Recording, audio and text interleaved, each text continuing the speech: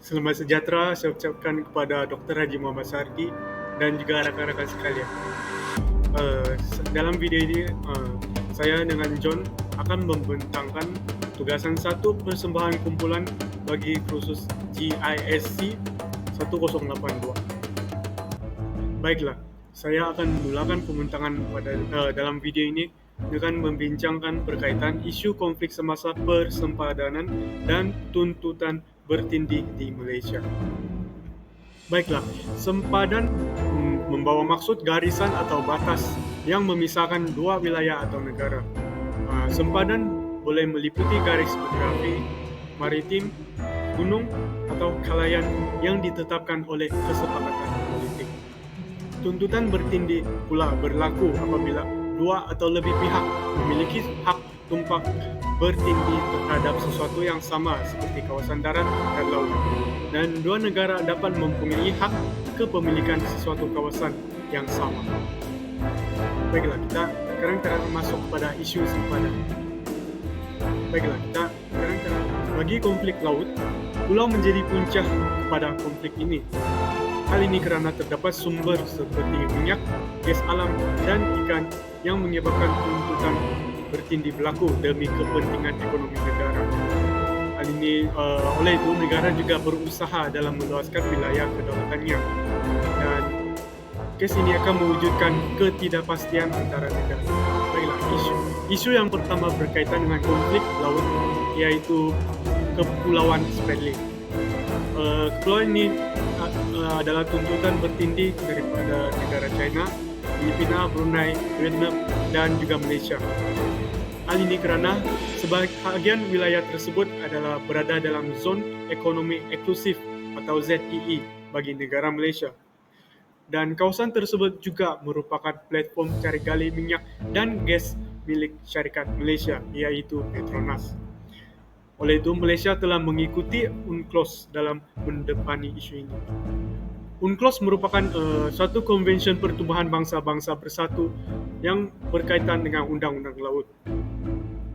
Baiklah, isu yang kedua ialah Pulau Batu Putih, iaitu tuntutan bertindih antara negara Malaysia dan juga negara jiran, iaitu negara Singapura.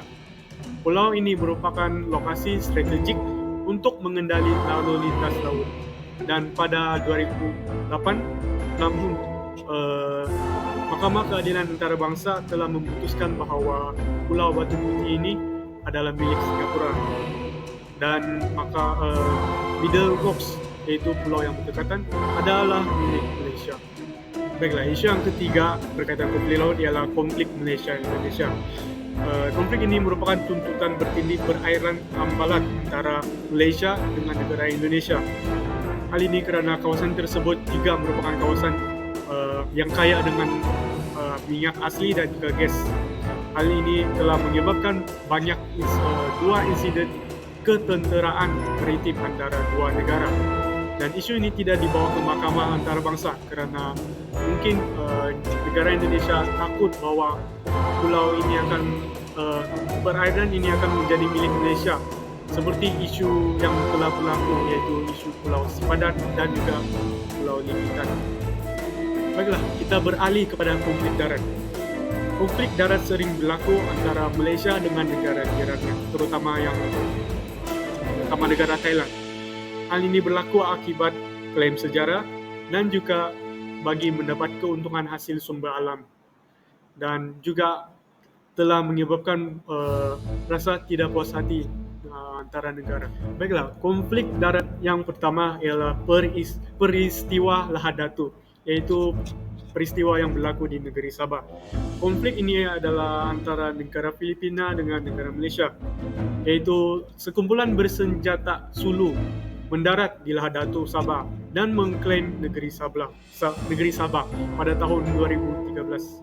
Hal ini telah menjejaskan keamanan dan keharmonian penduduk dan menyebabkan ada nyawa terkorban. Namun isu ini telah diselesaikan dengan operasi keselamatan, kerjasama antarabangsa, dan juga perundingan antara negara Filipina dan juga negara Malaysia. Baiklah, konflik darat yang kedua ialah perbalahan sempadan dengan negara Thailand. Malaysia dan Thailand menghadapi beberapa konflik sempadan di utara Semenanjung bagi Malaysia dan selatan bagi negara Thailand. Namun, kedua-dua negara telah berusaha dan masih berusaha dalam menyelesaikan isu ini melalui rundingan dan juga kerjasama diplomatik. Baiklah, konflik darjat terakhir ialah konflik antara Malaysia dengan negara Brunei. Konflik tuntutan ini berlaku apabila Brunei menuntut ke atas kawasan Limbang yang menjadi punca perbalahan sejak zaman penjajahan British, dan isu ini telah dibawa ke Mahkamah Keadilan Antarabangsa oleh Malaysia. Selamat sejahtera kepada Dr. Muhammad Sahadi. Nama saya Bun John dan saya akan sambung untuk memberitahukan tentang implikasi isu konflik sempadan terhadap negara. Antara implikasinya ialah gangguan kesejahteraan negara. Hal ini demikian kerana sempadan negara tidak diselamatkan. Jadi akan mudah berlaku berperangan dengan negara jiran seperti negara Filipina, negara Thailand atau negara Indonesia atau negara Brunei. Dan bukan itu saja, terdapat juga campur tangan negara luar. Selain itu, hal ini akan menyebabkan hubungan diplomatik Malaysia dengan negara jiran terjejas. Kesannya, negara Malaysia akan berhenti bekerjasama dengan negara jiran, dan kita akan berhenti untuk menukarkan teknologi dan ilmu dengan negara jiran. Dan hal ini akan menyebabkan kedudukan negara Malaysia di antara bangsa menurun. Seterusnya, terdapat juga implikasi pertukaran ilmu dan pakar terganggu antara negara Malaysia dan negara luar. Kesannya, akibatnya, hal ini akan menyebabkan penghantaran pelajar ke luar negara terhenti. Hal ini juga boleh dikaitkan dengan hubungan diplomatik negara Malaysia dengan negara luar terjejas dan menyebabkan implikasi ini. Dan hal ini juga akan menjejaskan perkembangan pendidikan negara. Dan juga menjejaskan perkembangan teknologi negara. Akhir sekali, oleh kerana hubungan diplomatik Malaysia dengan negara jiran terjejas, pastilah ekonomi negara akan terjejas. Kegiatan dan ekspor negara kita akan terjejas dan hasil pendapat negara berkurang dan juga nilai mata wang akan menurun. Sekarang kita akan masuk ke tajuk yang seterusnya. Tajuk yang kami pilih adalah perubahan harga petroleum dan sumber-sumber alternatif. Apa itu petroleum? Petroleum merupakan satu jenis sebadian pelbagai hidrokarbon, dan ia boleh didapati di bahagian atas kerak bumi. Dan petroleum merupakan sumber tenaga untuk menggerakkan kenderaan, dan petroleum juga digunakan dalam pelbagai industri seperti pembuatan pelarut, baja serta racun perosak, sabun dan deterjen, pengwangi, plastik, bahan letupan dan lain-lain. Apa itu faktor yang menyebabkan perubahan harga petroleum? Antara faktor yang pertama yang menyebabkan perubahan harga petroleum ialah permintaan minyak yang tinggi. Negara yang mengalami pertumbuhan ekonomi dan rancak lalu memerlukan jumlah minyak yang banyak untuk memenuhi keperluan industri mereka. Dan permintaan terlalu banyak telah menyebabkan harga minyak melambung kerana situasi ini mewujudkan tekanan terhadap keperluan minyak. Selain itu, faktor yang menyebabkan perubahan harga petroleum ialah keadaan politik yang tidak stabil. Hal ini disebabkan oleh peperangan rampasan kuasa dan ketidakstabilan politik. Dan ini akan menyebabkan banyak negara pembeli minyak merasa risau lalu membuat pembelian awal dan lebih banyak daripada pembelian biasa. Keadaan yang tidak stabil ini akan menyebabkan negara-negara pengeluar minyak mengambil kesempatan untuk meninggikan harga minyak untuk mengau keuntungan seperti yang berlaku di Asia Tengah. Seterusnya terdapat juga faktor penurunan nilai mata wang Amerika Syarikat. Mata wang Amerika Syarikat adalah mata wang yang digunakan dalam pembelian petrol antarabangsa. Ia adalah sangat penting dan penurunan mata yang menjejaskan nisbah keuntungan yang diterima oleh negara pengeluar minyak itu. Negara pengeluar minyak tidak berminat untuk mengeluarkan minyak yang lebih banyak. Di samping itu, terdapat juga faktor pengurangan pemberian subsidi ke atas petrol. Subsidi bantuan berupa wang ataupun kebendaan yang selalunya diberi kepada pihak tertentu. Pengurangan pemberian subsidi akan menyebabkan harga petrol menaik. Hal ini juga akan mengelakkan kerajaan mengalami muflis. Akhir sekali, terdapat faktor yang menyebabkan perubahan harga petroleum ialah keperluan minyak negara-negara yang mengeluarkan minyak itu sendiri begitu tinggi.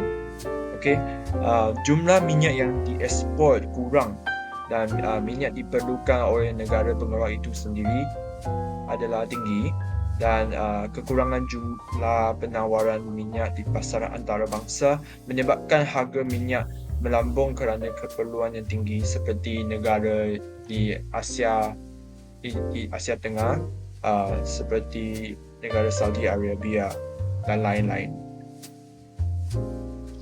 Baiklah, terima kasih John. Saya pula akan meneruskan pembincangan dengan menceritakan berkaitan implikasi perubahan harga petroleum terhadap negara. Baiklah, kita akan melihat implikasi dari segi negatif. Implikasi negatif yang pertama oleh perubahan harga petroleum akan menyebabkan kenaikan harga sesetengah barang.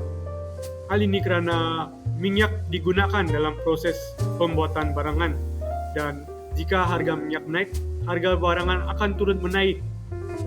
Implikasi negatif yang kedua ialah inflasi barangan akan berlaku. Inflasi mencerminkan penurunan dalam kuasa beli wang, iaitu satu kehilangan nilai sebenar dalam medium pertukaran dalam dan unit akaun dalam sesebuah ekonomi. Dan peningkatan harga minyak secara tidak langsung menyebabkan nilai mata wang semakin rendah. Implikasi negatif yang ketiga ialah kos pengangkutan akan meningkat. Jika kos minyak meningkat, tambang perkhidmatan pengangkutan awam turut meningkat seperti kapal terbang, bas dan juga sebagainya. Hal ini bagi mendapatkan modal balik. Implikasi negatif yang terakhir ialah membebankan kerajaan dalam tanggungan subsidi. Subsidi yang terlampau tinggi akan menjejaskan ekonomi negara. Hal ini kerana kerajaan perlu menyalurkan dana yang lebih banyak dan tinggi semata-mata untuk menanggung subsidi minyak sejajar dengan kenaikan harga petroleum. Baiklah, kita akan teruskan kepada implikasi positif yang dibawakan oleh perubahan harga petroleum. Perubahan harga petroleum membawakan kesan baik terhadap pendapatan negara. Pendapatan negara akan meningkat kerana banyak negara memerlukan minyak. Jika sesebuah negara merupakan suatu negara yang mengeksporkan minyak dan juga petroleum, banyak keuntungan akan didapat. Perubahan harga petroleum yang tidak stabil juga menyebabkan kepelbagaian dalam ekonomi negara. Hal ini berlaku akibat sebab terdapat perubahan harga petroleum yang tidak stabil yang sentiasa berubah, dan dengan ini tidak hanya bergantung kepada petroleum, negara akan mencari jalan alternatif yang dapat menjana pendapatan negara selain daripada petroleum. Perubahan harga petroleum juga dapat mengurangkan pencemaran negara. Jika adanya kenaikan harga petroleum akan mengurangkan penggunaan seperti kenderaan pribadi, kerana kita tahu bahawa penggunaan petroleum dapat mengeluarkan asap yang bertoksik dan juga tidak sihat terhadap manusia dan juga alam. Oleh itu, lebih banyak rakyat akan menggunakan perkhidmatan awam seperti bas dan sebagainya bagi menjimatkan wang. Namun, kesan baik atau kesan buruk perubahan harga petroleum ini adalah kompleks dan akan mengikut keadaan semasa dan juga cara pemerintah mentadbir negara. Okey, sekarang saya akan sambung dengan sumber alternatif yang boleh didapati untuk mengganti penggunaan tenaga petroleum. Okey, sumber alternatif yang pertama ialah sumber tenaga hidroelektrik. Okay, hidroelektrik merupakan elektrik yang dijana oleh hidro kuasa dan biasanya tenaga ini didapati melalui empangan. Okay. Sumber tenaga hidroelektrik ini adalah tenaga yang lebih mesra alam, tidak mencemarkan alam sekitar. Dan tenaga ini merupakan tenaga yang boleh diperbaharui. Okay, selain itu, terdapat juga tenaga solar. Okay, tenaga solar merupakan tenaga yang didapati daripada cahaya matahari. Dan tenaga solar melibatkan penukaran cahaya matahari kepada tenaga elektrik dan sama ada secara langsung atau melalui fotovoltaik PV atau secara tidak langsung dengan tenaga suria pekat. Okay, biasanya tenaga solar dijana melalui panel solar seperti yang boleh dilihat di dalam gambar itu. Okay. Di samping itu, terdapat juga tenaga angin. Okay. Tenaga angin merupakan proses penukaran kuasa angin kepada bentuk tenaga yang berguna seperti elektrik atau kuasa mekanikal. Ini biasanya didapati atau dicapai melalui penggunaan turbin angin yang seperti yang boleh dilihat dalam gambar itu, dan turbin angin itu akan menukarkan tenaga kinetik angin menjadi gerakan putaran dan kemudian ditukar menjadi elektrik oleh penjana. Seterusnya, terdapat juga sumber tenaga nuklear. Okay, tenaga nuklear dapat menghasilkan tenaga elektrik yang sangat besar dan penjanaan tenaga nuklear tidak mencemarkan udara. Okay, seterusnya, terdapat juga sumber tenaga yang boleh didapati daripada biomas. Okay. Sumber tumbuh-tumbuhan yang datang sama ada dari darat atau laut dipanggil biomas. Okay. Antara cara untuk mendapatkan tenaga ini ialah melalui pembakaran. Tenaga haba yang boleh diperolehi dalam proses pembakaran ini boleh digunakan untuk berbagai tujuan seperti pemanasan bahan dan ruang dan juga untuk menghasilkan wap panas bagi penjanaan elektrik. Okay. Akhir sekali, terdapat juga sumber tenaga geotermal. Okay, tenaga geotermal ialah satu bentuk tenaga alternatif yang menggunakan haba dari bahagian dalam bumi untuk menjana elektrik dan haba untuk bangunan sejuk. Okay. Tenaga geotermal ialah sumber tenaga yang bersih dan boleh diperbaharui. Penggunaan sumber tenaga geotermal menjadi semakin penting apabila dunia berusaha untuk mengurangkan penggantungan kepada bahan api fosil dan menangani cabaran perubahan iklim. Okay. Dan tenaga geotermal ini juga dapat mengurangkan pelepasan gas rumah hijau dan meningkatkan kualiti udara serta menggalakkan kebebasan tenaga. Kesimpulannya, isu semasa mendatangkan kesan besar terhadap perubahan dunia dan akan sentiasa berubah mengikut zaman. Dan kita sebagai rakyat Malaysia haruslah peka dengan isu semasa dan bersedia untuk menghadapi cabaran yang lebih besar. Dan usaha haruslah diambil bagi memastikan kestabilan negara sentiasa dijaga. Okay, ini adalah rujukan kami. Sekian, terima kasih.